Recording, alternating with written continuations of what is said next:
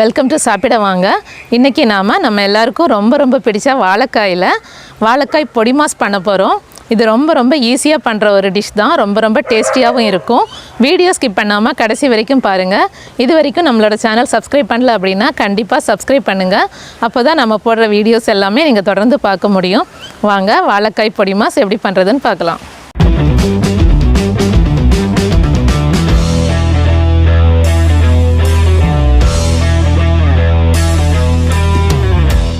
வாழைக்காய் பொடிமாஸ் பண்ணுறதுக்கு இன்றைக்கி நம்ம 2 வாழைக்காய் எடுத்துருக்கோம்.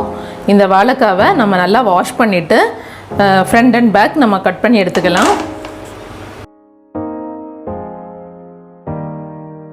இது மாதிரி கட் பண்ணி எடுத்துக்கோங்க. இப்போ நாம் இந்த வாழைக்காவை ஒரு பாத்திரத்தில் போட்டுடலாம்.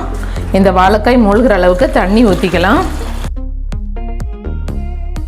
இதை நாம் ஸ்டவ்வில் எடுத்து வச்சுட்டு 7லேருந்து 10 நிமிஷம் வரைக்கும் நல்லா வேக விட்டுடலாம்.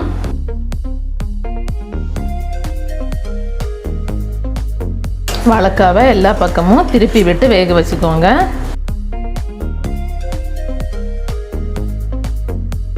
பத்து நிமிஷம் ஆயிடுச்சு. வாழைக்காய் நல்லாவே வெந்திருக்கும். இப்போ நம்ம ஸ்டவ் ஆஃப் பண்ணிவிட்டு வாழைக்காவை நம்ம வெளியே எடுத்து வச்சிடலாம். வாழைக்காய் நாம் இப்போ வெளியே எடுத்து வச்சாச்சு. இதை நல்லா ஆற விட்டுடலாம். வாழைக்காய் நல்லா ஆறிடுச்சு. இப்போ நாம் இந்த வாழைக்காயோட ஸ்கின்னை ரிமூவ் பண்ணிடலாம். ஒரு கத்தி வச்சு இந்த மாதிரி எடுத்தீங்க அப்படின்னா ரொம்ப ஈஸியாக உறிஞ்சு வந்துடும். கை வச்சு எடுத்தால் கூட வந்துடும். இது மாதிரி ஸ்கின் ரிமூவ் பண்ணி எடுத்துக்கோங்க. அடுத்ததாக இந்த வாழைக்காயை நாம் பொடியாக கட் பண்ணிக்கலாம்.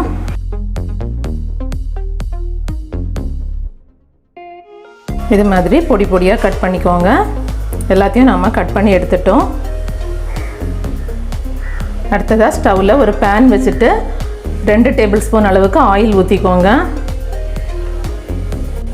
எண்ணெய் சூடானதும் 1.5 டீஸ்பூன் கடுகு சேர்த்துக்கோங்க.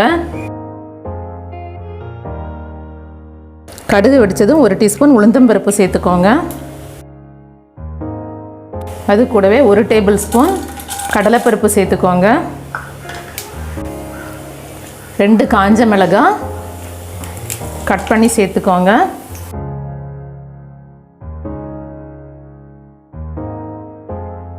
பருப்பு நல்லா செவந்ததும் இது கூடவே 1/2 டீஸ்பூன் ஜீரகம் சேர்த்துக்கோங்க.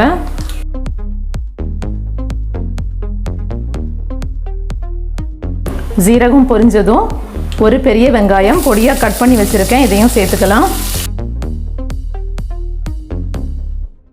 வெங்காயம் கொஞ்சம் வதங்கினதும் கொஞ்சமாக கருவேப்பிலை சேர்த்துக்கலாம். எல்லாத்தையும் சேர்த்துட்டு நல்லா மிக்ஸ் பண்ணி விடுங்க.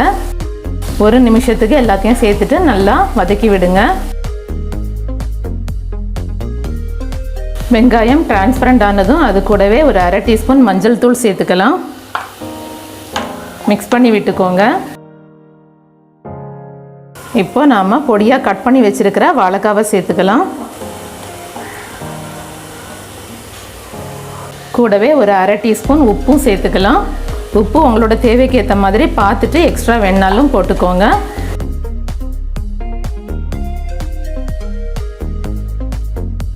ஸ்டவ் மீடியம் ஃப்ளேமில் வச்சுக்கோங்க. எல்லாத்தையும் சேர்த்துட்டு நல்லா மிக்ஸ் பண்ணி விடுங்க.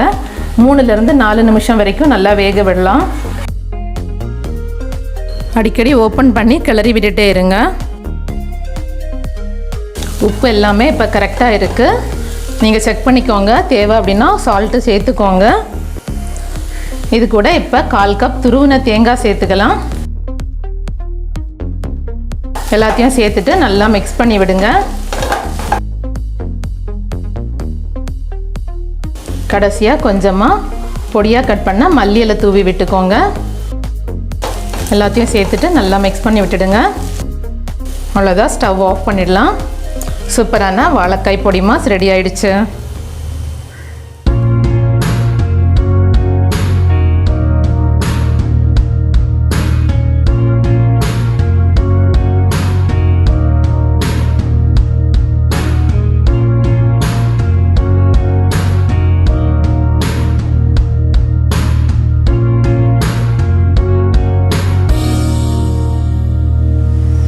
இது மாதிரியே வாழைக்காய் பொடிமாஸ் நீங்களும் வீட்டில் ட்ரை பண்ணுங்கள்.